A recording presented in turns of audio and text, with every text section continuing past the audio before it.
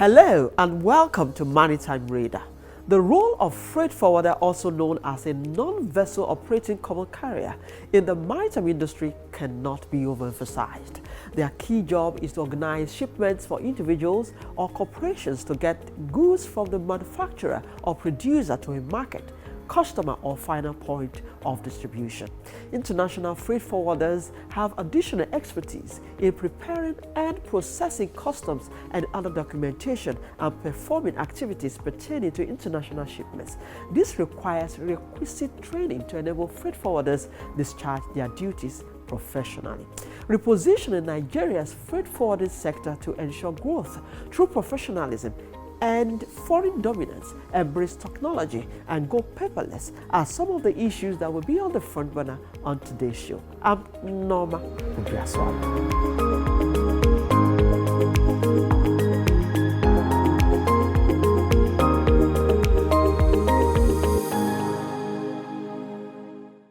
The port plays a key role in connecting nations, trades, and economies. This has profound impact on trade volume and transport cost. However, the sector is confronted with many challenges such as new standards and modernization to achieve international best practice, especially in the areas of security, safety, environmental management, port operation and services. The ever-evolving and changes in information technology, inter- and intra-regional competition, the ever-increasing size of ships, cargo handling equipment, and traffic growth, among others. Africa must have the ability to cope with such rapidly advancing realities in order to benefit from the trade opportunities. Before we go further into today's lineup of the program, let's find out the latest in maritime news.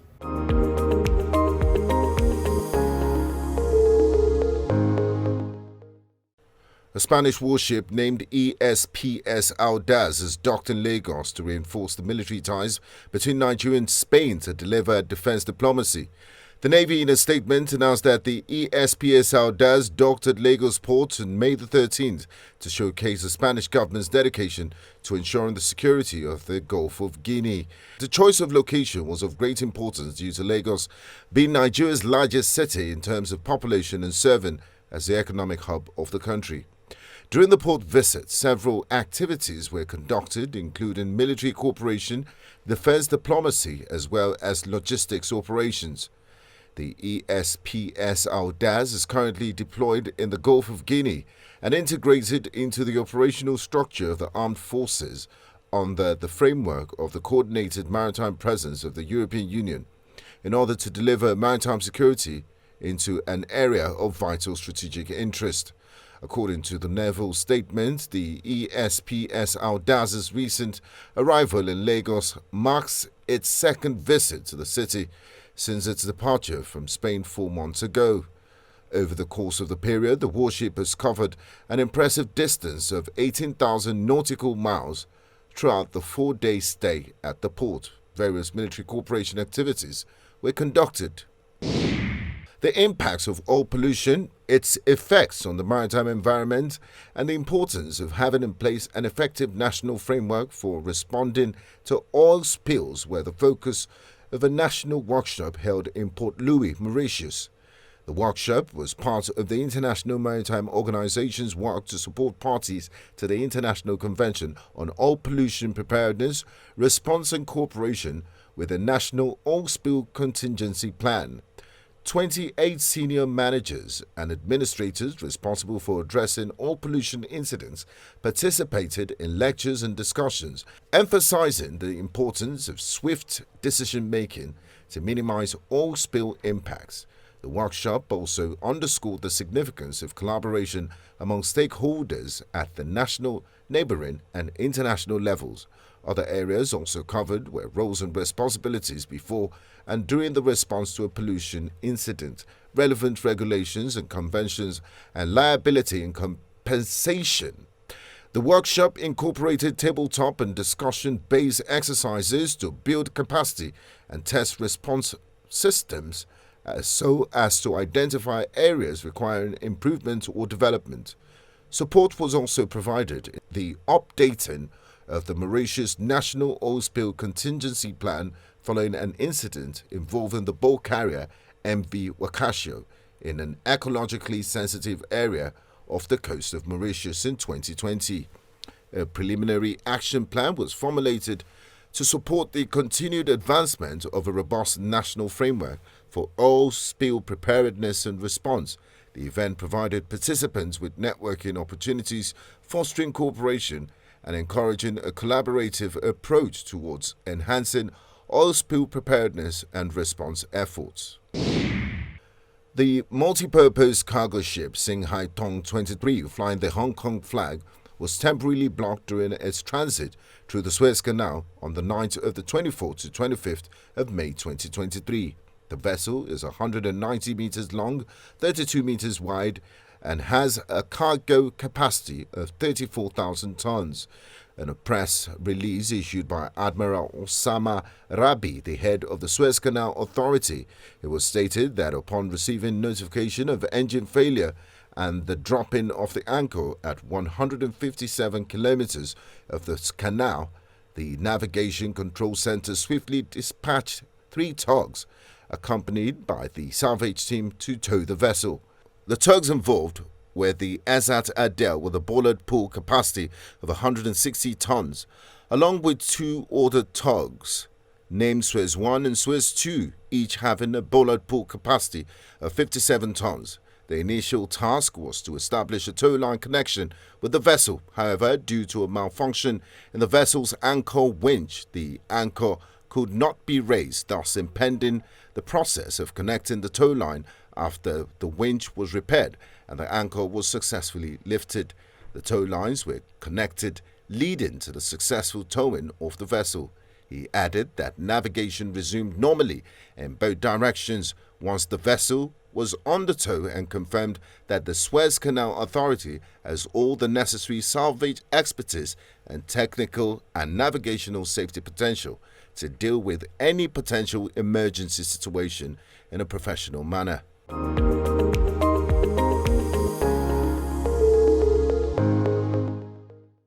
Africa needs its own storytellers, people who understand the continent because they're from it.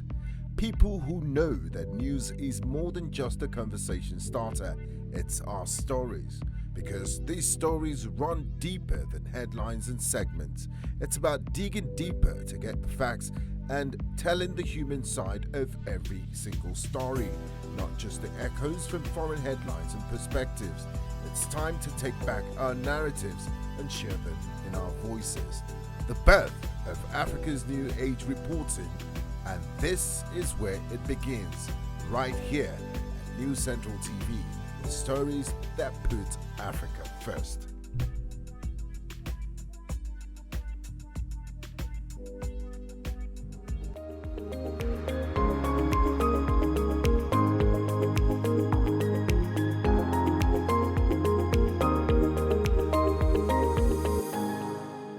If you're just joining us, this is Maritime Radar.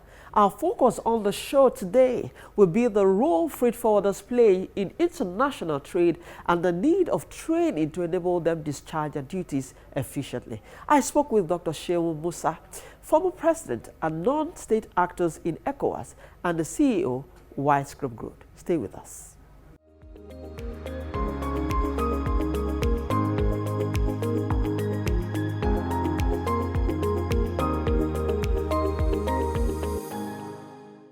It's good to have you on the show. Yes, thank you very much for having me. Let's start this conversation looking at or giving a background understanding of what freight forwarding is and what they do.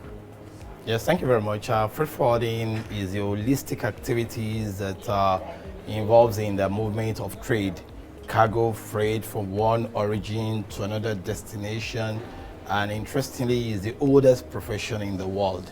And aside that, is a starting talk for any economy as well as the motive force behind the economy. That shows how important freight forwarding is to every national economy. Okay, that means it also comes with these challenges. So what are the challenges, or how can we address the challenges affecting freight forwarders in the ports, and the challenges they experience in cargo clearance? Yeah, we have numerous challenges. We have the local challenges, we have the international challenges. Let me start with that of the local. Number one, we have the issue of inconsistency in government policy. We have the ports environment. When you look at the port environment, it's not too business friendly. Again, we have multiple agencies.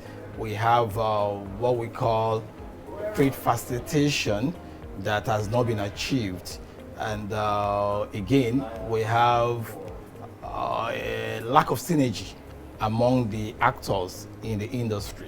So all these Actors, you mean the agencies? both the non-state actors and the state actors, the private sector and the government agencies. There should be a synergy among the government agencies as well as that of the non-state actors. All these put together are huge challenges that are actually militating against the advancement of the industry. How then do you address the challenges in that you have enumerated as regards cargo clearance, as regards issues in your ports and all that? Yeah, number one, we have to modernize our ports to meet international best practices. As we speak, we run a kind of port that is more of Stone Age ports. Okay. Unlike the advanced port we see in every part of the world we go. Number one, the port needs to be automated. The interference between the government agencies and the non-state actors need to be reduced. Okay. Majorly, part of what we should be doing should be more of online, and the physical interference should be minimized. That's what is obtainable in every advanced. Do you see that improved in the new Lekki Deep Sea Port? Do you see an improvement of what we have in Apapa and Tinkan in that port? What we'll be having at the Lekki Deep Sea Port will not be different from what we are having in other ports before Lekki Deep Sea Port, because the same customs operations that we're experiencing and the same officers will be deployed at that particular level. It has to be uniform. Whatever advancement that will be implemented must align with all corridor of import and export. So it's not going to be a different thing at the Lekki Seaport and a different thing at Tinkan Seaport. The only thing we've advised Lekki Deep Sea Port is just to make sure they put technology in place that will enhance trade facilitation and gradually reduce interference, as well as the movement of trade out of the port to final destination, which is one of the major challenges they will be facing or they will be confronting. Okay, so if you are to advise, going back to Port, this is the advice you gave for the Lekki Deep Sea Port. So if you are going to advise at the Papa Port, so what advice will you be giving? Because there must be ease of doing business, there must be trade facilitation if we must ensure growth in the maritime industry and even in the freight forwarding profession. So what will you advise? The first thing we advise is automation of the ports. And good enough, federal government bought into the idea by introducing the custom automation. Okay. But it's not enough having the custom automation without having the shipping company automation, the terminal handlers automation. The advice we gave to government is to automate the whole system. Okay. It should be an holistic automation, okay, so that when you are doing your data capturing online within your comfort zone, once we capture, the custom will look at what you've captured in the system compared with what has been submitted in the manifest. If it tallies, they will advise you to proceed with custom duty. Once you pay your custom duty, the next stage is for them to bring out the report of the examination that has been done through the scanning. They compare it with what you've declared. If there is no discrepancy, they will release to you. The kind of release they will do will not be the normal paper release, okay, or the one you have to follow up. It will be online released, and they will send you a release code. That release code will also be communicated online, okay, to the shipping company and the terminal operators. Okay. So from there, you approach the shipping company or the ground handling, as the case of the airport, will look at the DO you are filling, the delivery order you are filling online You don't need to go to the office. You fill it online, you submit it along with the release code the customs has transmitted to you. They now compare with what they have along with their manifest. If it tallies, they advise you to make your shipping company or ground handling payments. Okay. Once you do that, the next stage for you to go is they will now transmit their own release to the terminal operators. Okay. The terminal operators will also look at the DO, delivery order that has been transmitted to them, along with the one you've also shared with them online. Okay. To compare with that of the custom transmitted release code. If it tallies, they will also advise you to make payment for the terminal charges as well as ground handling charges. Once you do that, they will now give you what we call delivery terminal delivery order. Okay. That one too will be ETDO. Okay. Electronics. Yes. They will transmit it to you as well. Okay. That yes, you can come and carry your cargo. Okay. You now give this code, the final code from the terminal operators or the ground handling operators. You give it to your haulage department. Okay. They will now take it to the port. When they get to the access gate in the port, all they need to do is to give them the code. They input it in the system, and they will see the position of the cargo that yes, it's ready for delivery. They will allow them access. Once they allow them access, they will just go to where the container is positioned. They load on their vehicle and they will exit the port. Okay. And nobody will need to do any checking at that time again. And nobody will stop them interference. And nobody stops them on the road like what we have presently. So how do we get to the point where because this what you just enumerated here makes it look seamless. And it makes it gives a coherent strategy to manage freight and all that. So what will you advise government today to because what you have said now, how do we achieve it? Because what you just enumerated here is not what is our reality. It's not our reality. It is so easy to achieve. Number one, all the government agencies involved in the clearance of cargo will be key into the customs system.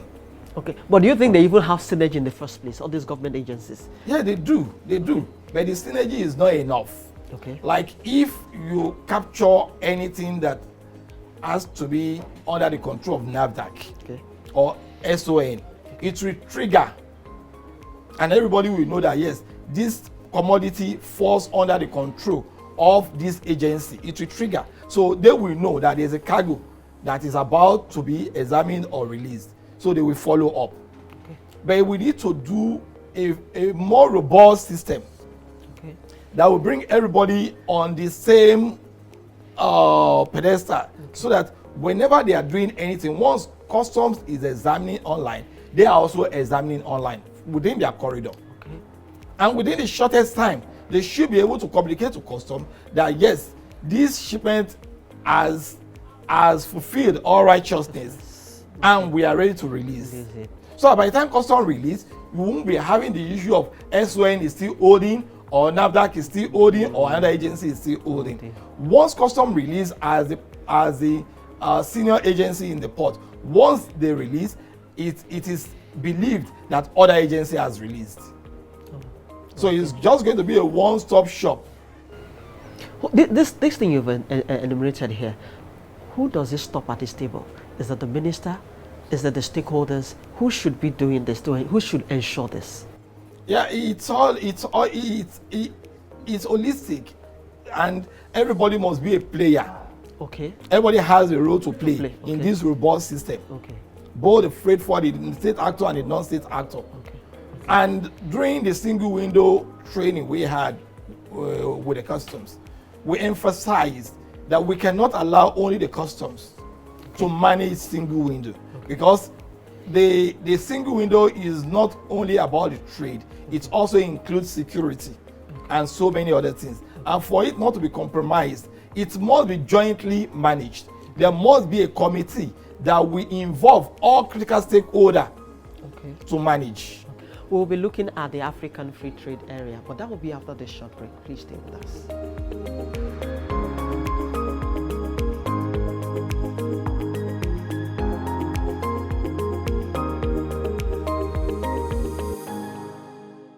New News Central TV, Africa's #1 storyteller, has come with the best of both worlds. With a combination of news app and live TV, we ensure that you keep track of the latest headlines, breaking news, and in-depth analysis from professional journalists from around the continent.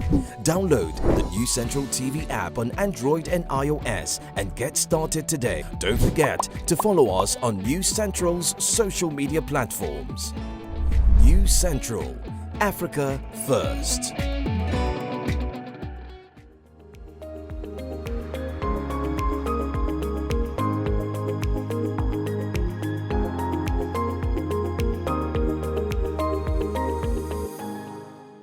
If you are just joining us, this is Maritime Radar, and I still have with me Dr. Segun Musa. Before we went on that break, I was asking the role of freight forwarders in the African Continental Free Trade Zone. Yes, thank you very much. Let me start by saying the AU has given us a great opportunity in Africa to have trade integration, and which is going to be the biggest market in the whole entire world. And for freight forwarders, we see it as a platform to boost our business activities and form synergy with other partners within the African corridor.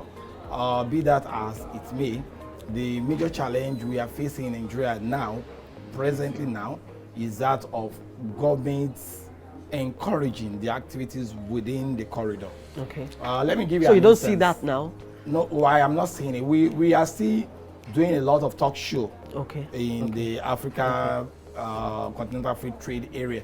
We are still doing a lot of talk show in Nigeria. But it should have passed that level. We should have passed that level, just like every other actor within that framework. They've moved on. They've started doing a lot of trading activities. But here in Nigeria, we are more conscious of, we are suspicious of other African countries. Okay. Again, the government is also more interested in revenue. Oh. Government is interested in revenue more than trade integration and trade facilitation. And that's why we are not actually participating presently. So that also brings me to this question of dominance. That's another issue aside from these trade issues that we have that is not well harnessed, is the domination of foreigners. Even we find out that these foreign companies even do the job Nigerians, indigenous people are to do. So what are you doing in your association and of freight forwarders to address this foreign dominance? I do not see any reason for anybody to frown at that. Okay. I do not see any reason for it. You see, the freight forwarding business is not a local business. Okay. It's an international business. Okay. It has no boundary. Okay. You can operate from any corridor of the world. Okay. As we speak, some of us, we are privileged to also have offices in other countries. Okay. And that is what is obtainable in any clime around the world. Okay. The only thing we need to do is for government to encourage indigenous practitioners to support us with capital to expand our business and compete favorably with them. Okay. The major challenge we have is an open market anybody can come into. Okay. The advantage they have over us is not the technical know-how, but that of the liquidity, the capital. Okay. To expand and compete favorably. So what should government be doing now? Government needs to support us, just the same way the foreign government. So, but are you having this conversation? Yeah, we've been having the conversation with government for more than 20 years now. And it has we even implore government that, look, out of the duty, we are the one collecting the revenue. We collect the duty, not the customs. Okay. The custom does not see the revenue, we see the revenue. We are the one that submit it to the bank. Custom does not even have interface with the revenue. They only check records. We are the revenue collectors. Okay. And we've advised government, give us a percentage of every revenue we collect. Okay. If we get a percentage, we can put that into our business and expand and compete favorably with our own colleagues in any part of the world. And that is what is obtainable. Go to Turkey, go to China, go to everywhere. For every revenue you've generated as a freight forwarder, a percentage is given to you. Okay. That's what is obtainable. It's only in Nigeria here that government takes all. Okay, so let's come to professionalism. So how do we ensure professionalism, training amongst freight forwarders? Because it's obvious that you find a lot of people who are practicing in this in freight forwarding that are not professionals. They are not trained to do this job. So what are you doing in your association, and what are you doing to ensure that this is being curbed? Aside the effort of the association in training and retraining their members, we have a council in place, which is a parastatal under the government, under the Ministry of Transport, that is also saddled with the responsibility of ensuring a minimum standard in the industry, as well as training and retraining of actors in the industry. That's the Council for Regulation of Freight Forwarding Practice in Nigeria, and they are actually working on that, and I think they continue improving in ensuring that training goes around all the actors in the industry. Training is a continuous thing. Okay. The business is advancing on a daily basis. Okay. The way we used to do it in the 80s is not the same way we are doing it now. Okay. So training is a continuous thing. Okay. And again, the industry has standards, it has stages, it has different cadres. We have the local cadre, the one you call clearing agents. Okay. That's the minimum standard. Okay. I must thank you most kindly for your time on the show. It's been very, very educative. Thank you. Thank you very much. It's been Dr. Segun Musa. He is the Deputy President, Air Logistics NAGAFF, and the CEO, Widescope Global. Many thanks again for your time on the show. Thank you for having me here.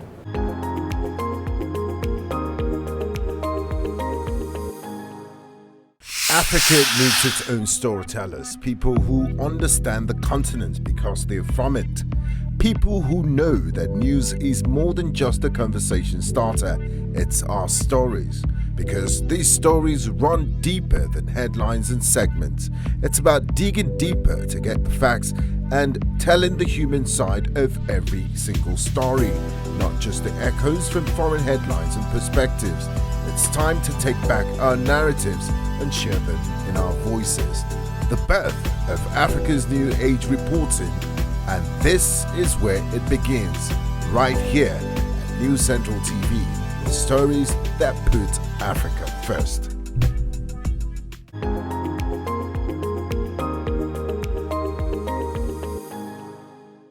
And that's our show this week. I hope you enjoyed it. I did. Every week, join us on Maritime Radar as we explore factors that will ensure the development of the maritime sector in Africa. You can also expect the latest in global maritime news and the industry insights right here. I'm Nneoma Obi-Asualo. Many thanks for your time.